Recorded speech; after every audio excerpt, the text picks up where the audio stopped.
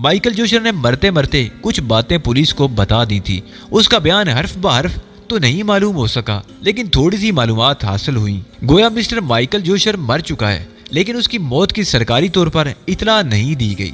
दूसरे अल्फाज में ओली बावड़ उसके कत्ल की जिम्मेदारी अपने सर लेने को तैयार नहीं। उसकी लाश छुपाई गई है और किसी भी कीमत पर उसकी मौत का इल्जाम आप पर आयद कर दिया जाएगा। बस वो लोग मौके का इंतजार कर रहे हैं, उसने बताया, और मैंने पुरख्याल अंदाज में गर्दन हिला दी। उससे क्या फर्क पड़ता है मिस्टर ग्राइशू, 8 आदमियों के कत्ल का इल्जाम तो मेरे सर ही है ना।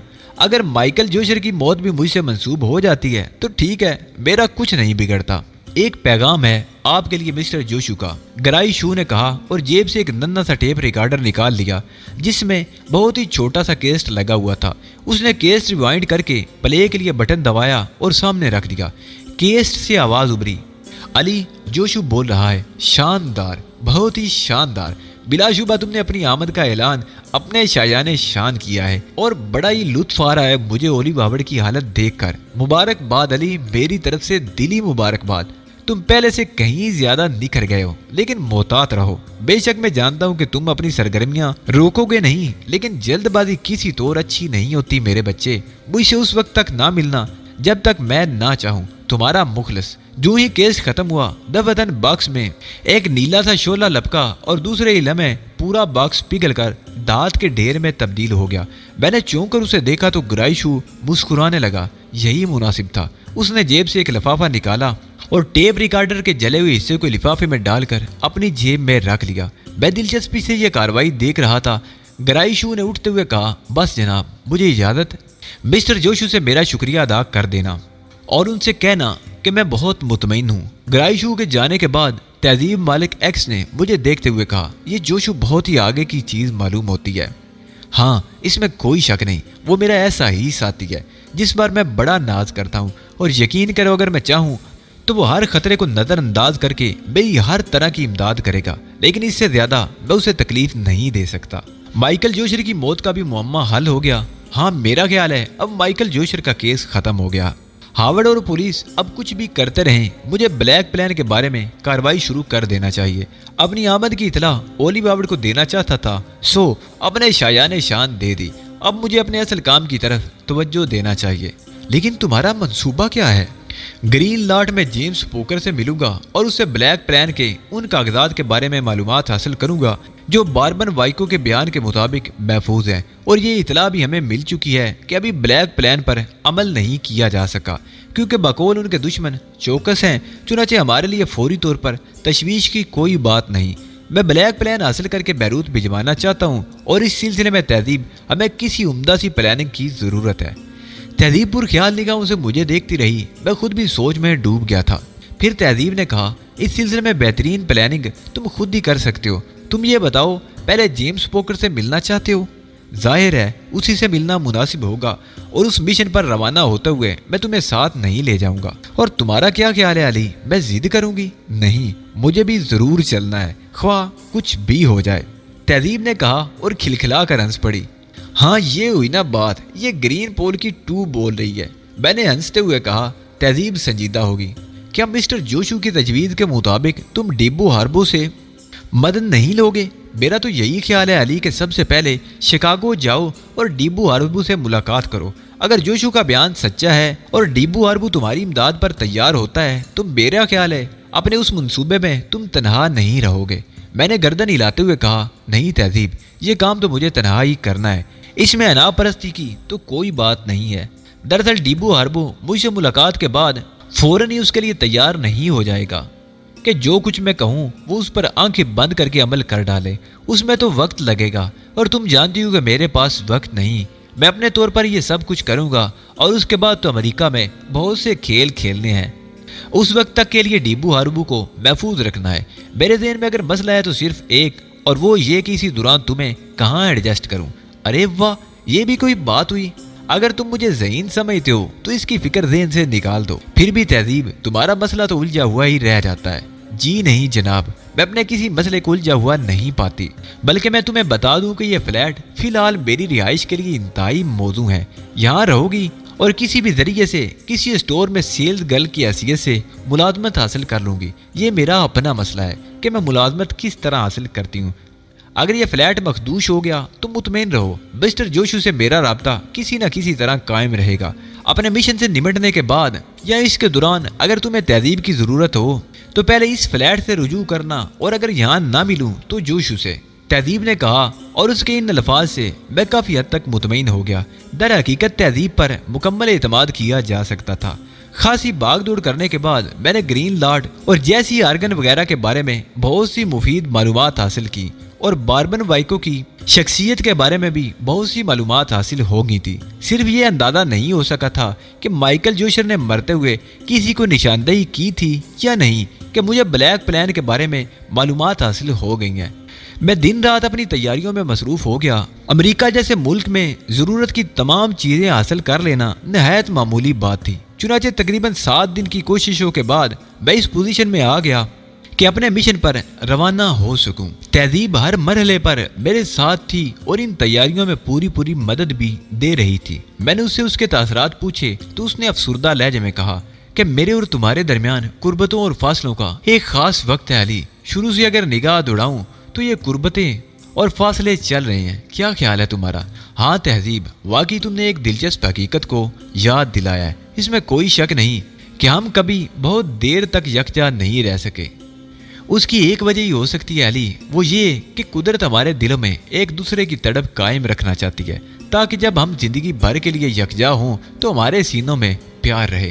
تہذیب نے جذباتی انداز میں کہا، اور میں نے تائیدی انداز میں گردن ہلا دی۔ روانہ ہوتے ہوئے میک اپ کرنے کی ضرورت پیش نہیں آئی، کیونکہ تازہ میک اپ سب کے لیے اجنبی تھا۔ ایک طیارے نے مجھے سانتا ماریا پہنچا دیا۔ سانتا ماریا سے گرین لارڈ کا سفر بدریہ کار ہو سکتا تھا، چنانچہ میں کرائے کی ایک کار میں گرین لارڈ کی طرف روانہ ہو گیا۔ گرین لارڈ دراصل ایک چھوٹا سا قصبہ تھا جس میں واقع ایک فیکٹری میں مجھے جیمز پوکر سے رابطہ قائم کرنا تھا۔ مائیکل جوشر کے ہاں سے حاصل کی ہوئی معلومات کے مطابق اس فیکٹری میں جیمز پوکر ٹیکنیکل انجینئر کی حیثیت رکھتا تھا۔ کرائے کی کار ہی نے مجھے فیکٹری پر چھوڑا اور میں اپنا مختصر سا سامان اٹھائے ہوئے فیکٹری میں داخل ہو گیا۔ ریسیپشن سے میں نے جیمز پوکر کے بارے میں معلومات حاصل کی تو مجھے پتا چلا کہ وہ فیکٹری امیریا ہی میں ایک خوبصورت مکان میں رہتا ہے۔ ایک شخص نے اس مکان تک میری رہنمائی کی۔ فیکٹری میں بڑے بڑے کارکنوں کے لیے خوبصورت ایک منزلہ بنگلے بنے ہوئے تھے۔ بنگلہ نمبر 6 کے دروازے پر میں نے ہلکی سی دستک دی تو اندر سے کوئی آواز نہیں سنائی دی۔ دوسری اور تیسری دستک کے بعد میں نے الجھے ہوئے انداز میں دروازے کو اندر کی طرف دھکیلا تو دروازہ کھل گیا۔ میں نے حیران ہونے والے انداز میں پلکیں جھپکائیں اور پھر دروازے کے اندر قدم رکھ دیا۔ کوئی ہے یہاں؟ مسٹر جیمز پوکر، کیا آپ یہاں موجود ہیں؟ میں نے زور سے آوازیں لگائیں، لیکن خاموشی اور سناٹے کے علاوہ اور کچھ نہیں تھا۔ چند قدم آگے بڑھ کر صورتحال کا جائزہ لینے کے لیے جب میں نے نگاہیں ادھر ادھر دوڑائیں تو حال کے ایک تاریک گوشے میں مجھے ایک انسانی بدن نظر آیا۔ اس سے قبل کہ میرے ذہن میں یہ خیال پیدا ہوتا کہ ممکن ہے پوکر اس وقت فیکٹری کے اندرونی حصے میں ہو اور دیر سے واپس آئے، لیکن اس انسانی بدن کو دیکھ کر میں بری طرح چونک پڑا۔ میں نے دیوار پر سوئچ کی تلاش میں نگاہیں دوڑائیں اور سوئچ مجھے نظر آ گیا۔ کمرے میں تیز روشنی ہوئی تو وہ تاریک سایہ بھی روشن ہو گیا جس میں یہ انسانی بدن نظر آ رہا تھا۔ برق رفتاری سے میں آگے بڑھا اور اس کے قریب پہنچ گیا۔ اگر میرا اندازہ غلط نہیں تھا تو یہ جیمز پوکر ہی تھا۔ میں گھٹنوں کے بل بیٹھ کر اسے ہلانے جھلانے لگا، لیکن اس کا بدن سرد اور بے جان تھا۔ یہ تو بڑی خوفناک بات ہے، میں نے سوچا۔ مردہ شخص کے خد و خال میں نے ذہن میں اچھی طرح بسا لیے۔ یہ اندازہ لگانا تھا کہ یہ جیمز پوکر ہی ہے یا کوئی اور۔ بڑی عجیب سی صورتحال ہو گئی تھی، سمجھ میں کچھ نہیں آ رہا تھا۔ میں نے یہ اندازہ لگانا چاہا کہ اس شخص کی موت کس طرح واقع ہوئی ہے۔ بدن کے کسی حصے پر کوئی زخم نظر نہیں آ رہا تھا، لیکن اس کی گردن ایک خاص انداز میں مڑی ہوئی تھی۔ میں نے جھک کر غور سے دیکھا تو گردن پر ایک باریک سا نشان نظر آیا جو اس کی پوری گردن کے گرد نظر آ رہا تھا، اور اس کے بعد مجھے اس کی موت کا سبب معلوم ہو گیا۔ کسی مضبوط تار سے اس کی گردن کو اس وقت تک دبایا گیا تھا جب تک کہ اس کی جان نہ نکل گئی۔ یہ خوفناک صورتحال میری گردن میں پھندا بن سکتی تھی، اور فوری طور پر میں یہ سمجھنے سے قاصر تھا کہ اس کے قاتل کون ہے۔ یہ بھی ہو سکتا تھا کہ اس قتل کا تعلق کسی بالکل ہی غیر متعلق بات سے ہو، لیکن اس وقت ذرا سی لغزش مجھے مصیبت میں پھنسا سکتی تھی۔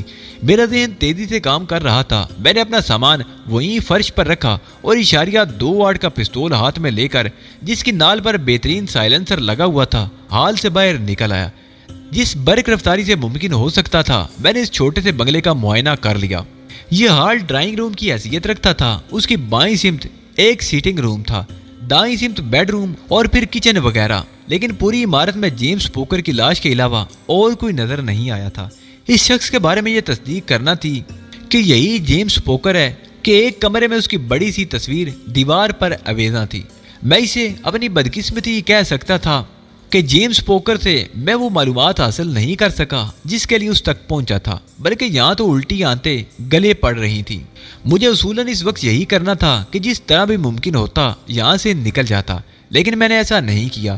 یہاں تک آنے اور ان حالات کا خطرہ مول لینے کے بعد کچھ نہ کچھ کر کے ہی یہاں سے نکلنا چاہیے تھا۔ میں نے بیرونی دروازہ اندر سے بند کیا، اس کے بعد اس عمارت کی تلاشی لینے لگا۔ خاص طور سے میں نے ایسی جگہوں کو منتخب کیا تھا جہاں کاغذات وغیرہ ہو سکتے تھے۔ کافی تگ و دو کے بعد میں ایک ایسی تجوری کی تلاش کرنے میں کامیاب ہو گیا جو ایک میکنزم کے تحت کھلی تھی اور دیوار میں نصب تھی۔ تجوری کو کھولنا میرے لیے مشکل ثابت نہ ہوا۔ اس میں کچھ کرنسی موجود تھی جسے میں نے ہاتھ بھی نہیں لگایا۔ البتہ وہ فائل میرے لیے دلچسپی کا باعث بنے تھے جو بڑی احتیاط سے پیکٹوں میں بند کر کے رکھے گئے تھے، اور انہی میں مجھے ایک پیکٹ پر بلیک پلان لکھا ہوا نظر آ گیا۔ خدا کی قدرت کا تو میں ہمیشہ سے ہی قائل تھا۔ مجھے ہر لمحے یہ احساس رہا تھا کہ میری اپنی حیثیت تو کچھ بھی نہیں، لیکن غیبی قوتیں میری مددگار اور نگراں رہتی ہیں اور مجھے جگہ جگہ کامیابی سے ہمکنار کرتی ہیں۔ بلیک پلان کی فائل کا ہی اس طرح مل جانا ایسی ہی قوت کا کرشمہ تھا۔ میں نے اس پیکٹ کو اپنے قبضے میں کر لیا اور پھر دوسرے پیکٹوں پر لکھے ہوئے نام پڑھنے لگا۔ جیمز پوکر کی شخصیت میری سمجھ میں نہیں آ سکی تھی کہ وہ تھا کیا چیز۔ اس کے لیے بینک کا نام لیا گیا تھا اور اس نام کی وجہ یہی ہو سکتی تھی کہ اس کے پاس بہت سی معلومات تھی۔ اس وقت تو تمام پیکٹوں کو کھول کر دیکھ سکتا تھا، لیکن بلیک پلان فائل میں نے قبضے میں کر لی۔ خیال یہی تھا کہ کسی مناسب جگہ بیٹھ کر اسے دیکھوں گا۔ فائل کو میں نے اپنے سینے پر رکھ کر قمیض کے بٹن بند کیے اور فیصلہ کیا کہ یہاں سے نکل کر کوئی محفوظ پناہ گاہ تلاش کی جانا چاہیے۔ چنانچہ واپس ڈرائنگ روم میں آ کر میں نے اپنا سامان ہاتھ میں اٹھایا اور دروازے کی جانب بڑھ گیا۔ ابھی میں نے دروازے کا ہینڈل کھولا ہی تھا کہ دفعتاً مجھے دروازے کے سامنے کسی کار کے بریکوں کی چرچراہٹ سنائی دی۔ میں ایک لمحے کے لیے ٹھٹک گیا۔ دروازے میں ہلکی سی جھری پیدا کر کے میں نے باہر دیکھا تو 3 آدمی اسی طرف آ رہے تھے۔ ان میں سب سے آگے جو شخص تھا وہ سفید پتلون اور سرخ جیکٹ میں ملبوس تھا۔ سفید بالوں کے نیچے ایک جاندار چہرہ اور زبردست تن و توش نظر آ رہا تھا۔ میں نے کسی چوکنے چیتے کی مانند ادھر ادھر دیکھا اور ان لوگوں کے بارے میں کوئی اندازہ نہیں لگا سکا تھا کہ وہ کون ہے۔ پھر میری نگاہ بائیں سمت اٹھ گئی جہاں تقریباً 6 فٹ بلند ایک دیوار نظر آ رہی تھی۔ سامنے کے حصے تو نکلنا اب ممکن ہی نہیں رہا تھا، چونکہ وہاں ان لوگوں سے سامنا ہو سکتا تھا۔ اس کے سوا اور کوئی چارہ کار نہیں تھا کہ میں پوری قوت سے دروازہ کھول کر اس دیوار کی جانب چھلانگ لگا دوں۔ گرین لارڈ میں میری آمد کا مقصد پورا ہو گیا تھا۔ بلیک پلان فائل میں جو کچھ بھی تھا وہ میرے لیے یقیناً کارآمد ثابت ہو سکتا تھا۔ ایک لمحے کے لیے میں نے یہ سب سوچا اور اس کے بعد پھرتی سے دروازہ کھول کر باہر چھلانگ لگا دی۔ وہ تینوں بری طرح اچھل پڑے تھے۔ میں نے پلٹ کر ان کی طرف نہیں دیکھا۔ برق رفتاری سے دوڑتا ہوا بنگلے کی دیوار تک پہنچا اور پھر کسی ماہر جمناسٹر کی طرح میں نے دیوار پر دونوں ہاتھ رکھ کر دوسری طرف چھلانگ لگا دی۔ میں دیوار کود کر ایک سمت دوڑا تو دفعتاً ہی میرے سامنے پیلے رنگ کی ایک لیموزین آ گئی۔ لیموزین پر ہڈ چڑھا ہوا تھا۔ اس کا ڈرائیور اس کے نزدیک ہی کھڑا ہوا تھا، انگلی میں چابی گھما رہا تھا۔ فیکٹری ایریا سے نکلنا خاصا دشوار کام تھا۔ اندر موجود لوگ صورتحال سے واقف ہونے کے بعد میرا تعاقب شروع کر سکتے تھے اور میں یہاں کے راستوں سے ناواقفیت کی بنا پر ان لوگوں کے ہاتھوں میں پھنس سکتا تھا۔ چنانچہ میرا رخ لیموزین کی طرف ہو گیا۔ ڈرائیور مجھے عجیب سے انداز میں دوڑتے ہوئے دیکھ کر چابی گھماتے گھماتے رک گیا تھا، لیکن اسے امید نہیں تھی کہ آنے والی قیامت اسی پر ٹوٹ پڑے گی۔ میں اس کے قریب پہنچا اور پوری قوت سے اس سے ٹکرایا۔ حالانکہ ڈرائیور نے بچنے کی کوشش کی تھی، لیکن میں نے جان بوجھ کر اسے اپنی لپیٹ میں لے لیا اور پھر اپنے آپ کو بھی سنبھالا اور اسے بھی سنبھال کر ایک گھونسا اس کی کن پٹی پر جڑ دیا۔ ڈرائیور بری طرح لڑکھڑا کر ایک سیڑھی پر گر پڑا تھا۔ چابی اس کے ہاتھ سے چھوٹ کر چند قدم کے فاصلے پر گری تھی۔ میں نے لپک کر چابی اٹھا لی اور پھر لیموزین کا دروازہ کھول کر اندر بیٹھ گیا۔ حالانکہ ڈرائیور کی کن پٹی پر زوردار گھونسا پڑا تھا، لیکن وہ جاندار آدمی تھا۔ دوسرے ہی لمحے وہ ہاتھ ٹیک کر کھڑا ہوا اور اس نے لیموزین کے سامنے آنے کی کوشش کی، لیکن میں اسے ہلاک نہیں کرنا چاہتا تھا۔ چنانچہ میں نے فوراً لیموزین کو ریورس گیئر میں ڈال کر تھوڑا سا پیچھے کیا اور اس کے بعد اس کا رخ فیکٹری کے گیٹ کی جانب کر دیا۔ اندر داخل ہوتے ہوئے میں نے دیکھا کہ فیکٹری کے گیٹ کے دونوں بڑے بڑے پٹ کھلے ہوئے ہیں اور شاید کھلے ہی رہتے تھے۔ میں لیموزین سامنے والی سڑک پر لایا اور مین گیٹ کی طرف نگاہ دوڑائی تو اس وقت بھی گیٹ کھلا ہوا تھا۔ لیموزین سنسناتی ہوئی تیر کی طرح گیٹ سے باہر نکل گئی۔ دروازے کے دونوں سمت کھڑے ہوئے آدمی اچھل کر پیچھے ہٹ گئے تھے۔ صورتحال کا انہیں کوئی اندازہ نہیں تھا اور عقب میں کیا ہو رہا تھا اس کا اندازہ مجھے نہیں تھا۔ میرا مقصد تو اس وقت صرف یہ تھا جس طرح بھی ممکن ہو سکے میں یہاں سے دور نکل جاؤں۔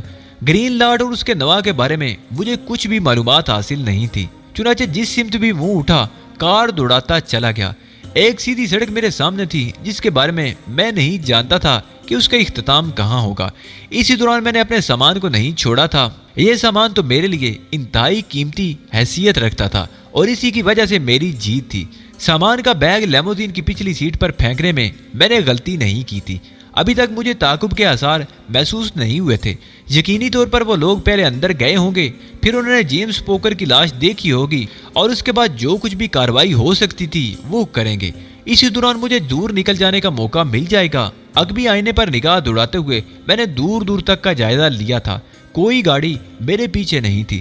سڑک انتہائی شفاف و کشادہ تھی۔ اس کے دونوں جانب درخت اگے ہوئے تھے۔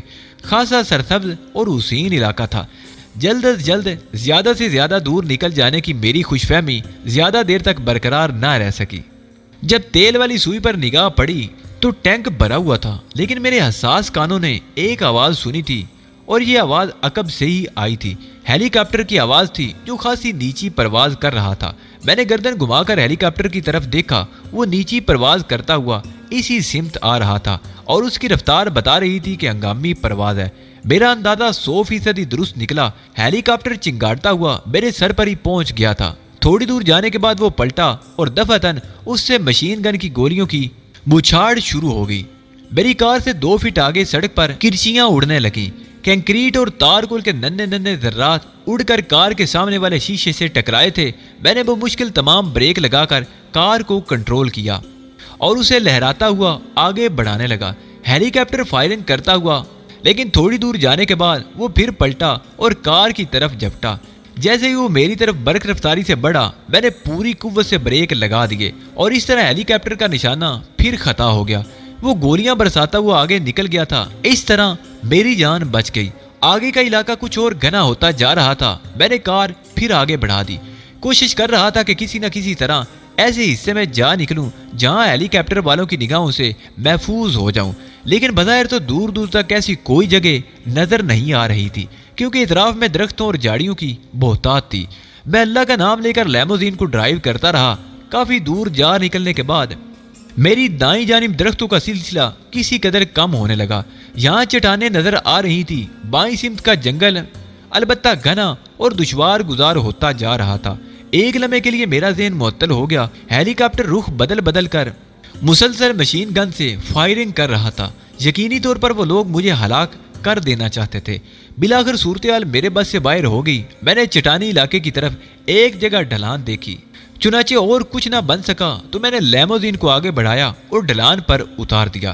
ڈھلان سے اترتے ہوئے لیموزین کا ایک دروازہ ایک بڑی چٹان سے ٹکرایا اور کچھ اس طرح پچک کر رہ گیا کہ اگر میں اس کی سمت ہوتا تو یقینی طور پر لوہے کے ٹکڑے میرے بدن میں گھس جاتے۔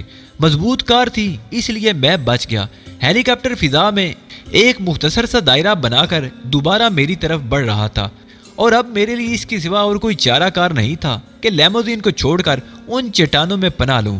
زندگی اور موت کی آنکھ مچولی زیادہ دیر تک جاری نہیں رہ سکتی تھی، لیکن ڈھلانوں سے اترنے کے بعد میدان خاصی دور تک سپاٹ چلا گیا تھا۔ اس لیے میں کار کو آگے بڑھاتا رہا کہ جہاں تک پہنچ سکے ٹھیک ہے۔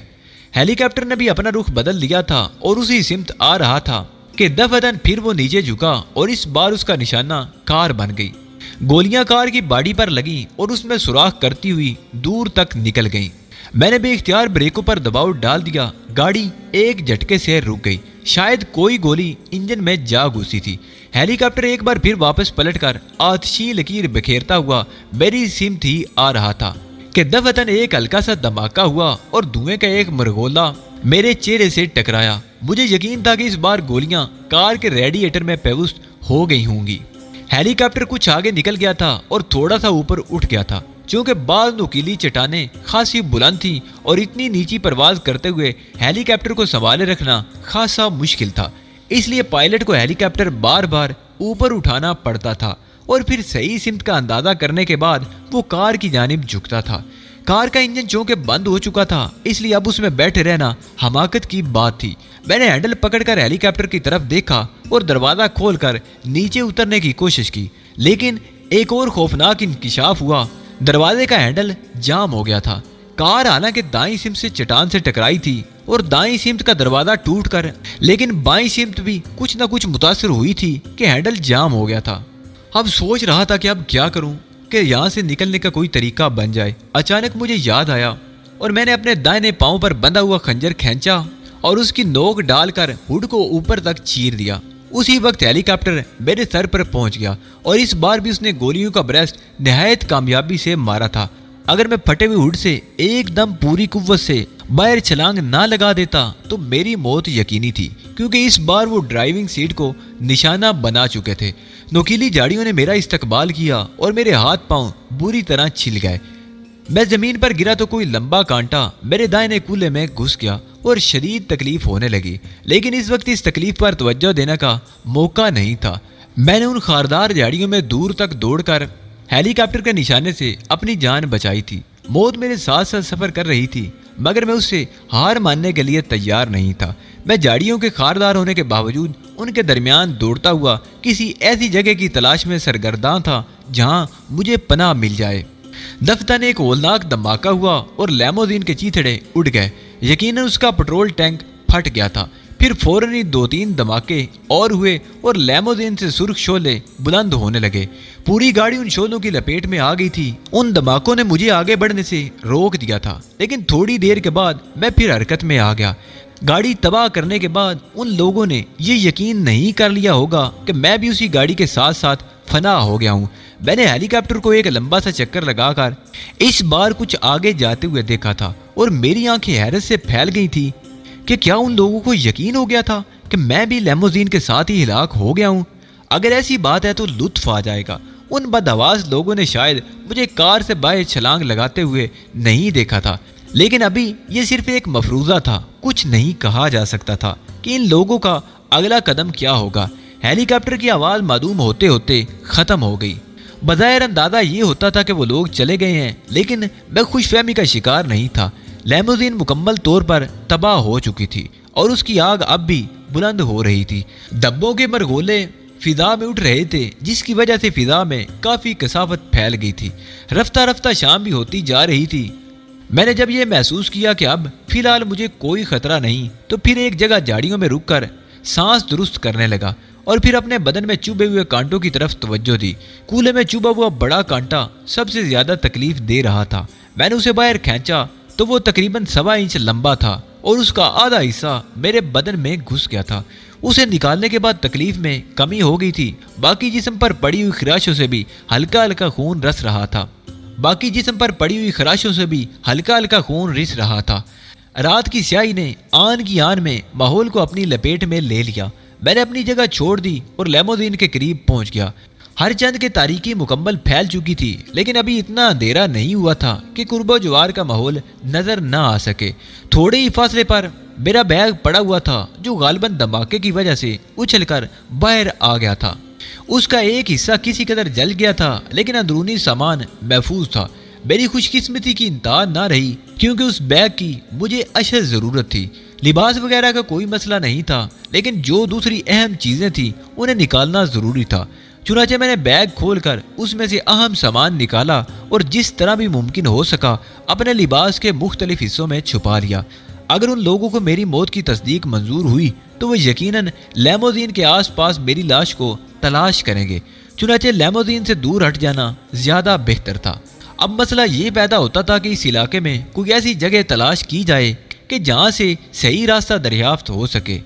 میں بھی کسی جال میں نہیں پھنسنا چاہتا تھا اور کوئی رسک نہیں لے سکتا تھا۔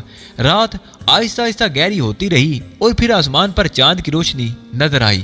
میں اپنی جگہ سے ہٹ کر وہاں سے آگے بڑھ گیا، لیکن ابھی مجھے سفر کرتے ہوئے زیادہ وقت نہیں گزرا تھا کہ دفعتاً ہواؤں کے دوش پر کچھ آوازیں سنائی دی۔ میں اپنی جگہ ٹھٹک کر رک گیا، گویا میرا اندازہ غلط نہیں تھا۔ وہ لوگ یہ سوچ کر مطمئن نہیں ہو گئے تھے کہ لیموزین تباہ ہو گئی ہے، وہ مجھے تلاش کر رہے تھے اور یوں محسوس ہوتا تھا جیسے میرا ان سے زیادہ فاصلہ نہ ہو۔ میں نے اپنے آپ کو جھاڑیوں میں محفوظ کر لیا، لیکن ان کے قدموں کی آوازیں مجھے قریب ہی سنائی دے رہی تھیں۔ میں جھاڑیوں میں اچھی طرح چھپ گیا، پھر کسی کی باری آواز سنائی دی، ٹارچیں نہیں ہیں تمہارے پاس، چاند کی روشنی تمہاری معاونت نہیں کر سکے گی۔ اور دوسرے لمحے 5-6 تیز روشنی والی ٹارچیں روشن ہو گئیں۔ وہ جھاڑیوں پر ٹارچیں ڈال کر مجھے تلاش کر رہے تھے اور ٹارچوں کی روشنیاں آہستہ آہستہ ایک ایک جھاڑی کو کوریدتی ہوئی میری جانب بڑھ رہی تھی۔ اب انتظار بے سود تھا، ہاتھ پر ہاتھ رکھ کے بیٹھے رہنے کا مطلب یہ تھا کہ اطمینان سے مجھے انہی جھاڑیوں میں مار لیا جائے۔ اس لیے میں نے اپنی جگہ سے رینگنا شروع کر دیا۔ تھوڑے ہی فاصلے پر ایک ڈھلوان شروع ہو گئی تھی جو نیچے علم نہیں کہ کہاں تک چلی گئی تھی۔ خاصی پھسلن ڈھلوان تھی، اپنے آپ کو سنبھالنا بڑا مشکل تھا۔ اگر وہاں جھاڑیاں نہ ہوتی تو کہیں سے بھی پھسل کر نہ جانے کتنی گہرائیوں میں پہنچ سکتا تھا۔ ٹارچوں کی روشنی اب اس جھاڑی سے آگے بڑھ آئی تھی جہاں چند لمحے میں پہلے موجود تھا۔ تھوڑی دیر تک میں اسی طرح آگے بڑھتا رہا اور پھر میرے سامنے ایک چٹان حائل ہو گئی۔ آگے راستہ تقریباً بند ہو گیا تھا۔ چٹان پر چڑھے بغیر دوسری طرف اترنا ممکن نہیں تھا۔ اگر میں چٹان پر چڑھتا تو ان کی ٹارچوں کی روشنیوں کی زد میں آ جاتا۔ فوری طور پر کوئی بات ذہن میں نہیں آئی کہ کیا کرنا چاہیے۔ ہر طرف پھیلی ہوئی چاندنی کے علاوہ ٹارچوں کی روشنیاں بھی میرے لیے خطرے کا باعث بنی تھی جو مسلسل میرا تعاقب کر رہی تھی۔ چاند ایک لمحے کے لیے بادلوں میں چھپا تو میں نے چٹان پر چڑھنے کا خطرہ مول لے ہی لیا اور اس پھرتی سے اوپر چڑھا کہ مجھے خود بھی اندازہ نہیں ہو سکا۔ میں چٹان کے اوپر پہنچ گیا اور اسی وقت روشنیاں چٹان پر پڑی، لیکن میں ان کی زد سے اوپر تھا۔ دوسری طرف تھوڑا سا سپاٹ حصہ نظر آ رہا تھا۔ دفعتاً کوئی زور سے چیخا۔ الفاظ تو میری سمجھ میں نہیں آ سکے، لیکن ٹارچوں کی روشنیاں ایک دم بلند ہو گئیں۔ میں پھرتی سے چھلانگ لگا کر آگے بڑھ گیا تھا۔ میں نے ان لوگوں کو دیکھ لیا تھا جو مجھے چٹان پر چڑھتے دیکھ چکے تھے۔ پوری طرح مسلح افراد تھے۔ فوراً ہی مجھے گولیوں کی آوازیں سنائی دی اور پھر وہ چاروں طرف سے سمٹا کر اس چٹان کی جانب متوجہ ہو گئے۔ میں جس حد تک آگے بڑھ سکتا تھا بڑھتا رہا، لیکن وہ اوپر آ گئے تھے اور روشنیاں کسی بھی لمحے مجھے اپنی گرفت میں لینے والی تھیں۔ اسی وقت ایک تناور درخت نے میری مدد کی اور میں نے اپنے آپ کو اس کے تنے کے پیچھے چھپا لیا۔ صرف ایک لمحہ گزرا تھا کہ ٹارچ کی روشنی عین اسی جگہ پڑی جہاں میں چند لمحے قبل موجود تھا۔ انہوں نے مجھے درخت کے تنے پیچھے چھپتے ہوئے نہیں دیکھا تھا، لیکن ان کا رخ اسی طرف تھا اور اب مجھے کچھ نہ کچھ کرنا ہی تھا۔ دوسرے لوگ شاید مختلف حصوں میں نکل گئے تھے، لیکن دو افراد اسی سمت آ رہے تھے جہاں میں چھپا ہوا تھا۔ پھر جیسے ہی ایک آدمی اس درخت کی طرف آیا، میں نے برقی سی تیزی سے اپنا ایک ہاتھ آگے بڑھا کر اس کے منہ پر جما دیا اور اسے اپنی جانب کھینچ لیا۔ اس سے پہلے کہ وہ ہاتھ پاؤں مار سکتا، میں اس کے نرخرے پر دونوں انگوٹھے رکھ کر اس قوت سے دبائے کہ اس کی ہلکی سی آواز بھی نہ نکل سکی۔ میرے انگوٹھے گویا اس کے نرخرے میں گھس گئے تھے۔ چند لمحوں کے اندر اندر اس کا بدن تشنجی انداز میں ہو کر نارمل ہو گیا۔ دوسرے آدمی کو شاید ابھی تک صورتحال کا اندازہ نہیں ہو سکا تھا، لیکن جب میں نے اسے چھوڑا تو وہ ایک دم زمین پر گر پڑا اور دوسرے آدمی نے اس کی آواز سنتے ہی پھرتی سے درخت کی سمت کا رخ کیا۔ لیکن میں نے زمین پر لوٹ لگا کر اپنے آپ کو اس کی امکانی فائرنگ سے بچایا اور ساتھ ہی اس کی ٹانگوں کو اپنی لپیٹ میں لے کر اس کو نیچے گرا دیا۔ پھر دوسرے ہی لمحے میں اس شخص کے اوپر سوار تھا اور اس بار میں نے اپنے لمبے چاقو کی دھار اس آدمی کے حلق پر پھیر دی۔ میرا ہاتھ کا دباؤ زبردست تھا، چنانچہ گردن اس طرح کٹ گئی کہ وہ خرخرانے کے سوا کوئی آواز بھی نہ نکال سکا۔ دوسرے لوگ ابھی تک اس طرف متوجہ نہیں تھے، البتہ سب کے سب چٹان پر چڑھ آئے تھے اور ٹارچوں کی زبانیں ہر طرف زمین چاٹ رہی تھی۔ میں نے چند لمحات رک کر صورتحال کا جائزہ لیا۔ میں یہ جاننے کی کوشش کر رہا تھا کہ ان لوگوں نے کون کون سے علاقے کو کور کر رکھا ہے۔ کسی ایسی سمت کی تلاش تھی جو ان سے خالی ہو اور اس کے لیے اسی درخت کی سیدھ مناسب محسوس ہوئی۔ मैं बड़ी एहतियात से पीछे हटने लगा और जब मुझे एहसास हुआ कि वो लोग दूर रह गए हैं तो मैंने दौड़ लगा दी। आगे क्या है, ये जंगल कहाँ तक चला गया है, इसका मुझे कोई अंदाजा नहीं था। बस मैं जान तोड़कर दौड़ रहा था। बदन पर लगने वाली खराशों में उठती हुई टीसों से बेनियाज न जाने कितनी दूर निकल आया। फिर मुझे एक रोशनी नजर आई और मेरे कदम सुस्त पड़ने लगे। कोई आबादी थी। इस वक्त सबसे बड़ी तलब एक पनाहगाह की थी, एक ऐसी पनाहगाह जहां सुकून के चंद लम्हात मिल जाए। एक अहाता नजर आया जिसे अबूर करना मुश्किल न था। लकड़ी के इस अहाते की बुलंदी को एक छलांग में अबूर करके मैं एक लम्हे के लिए रुका। उस जगह के बारे में कोई अंदाजा नहीं हो पा रहा था, अलबत्ता वो रोशनी अब साफ नजर आ रही थी और लकड़ी की बनी हुई एक इमारत भी। मेरे कदम खुद ब खुद उस इमारत की जानिब उठ गए।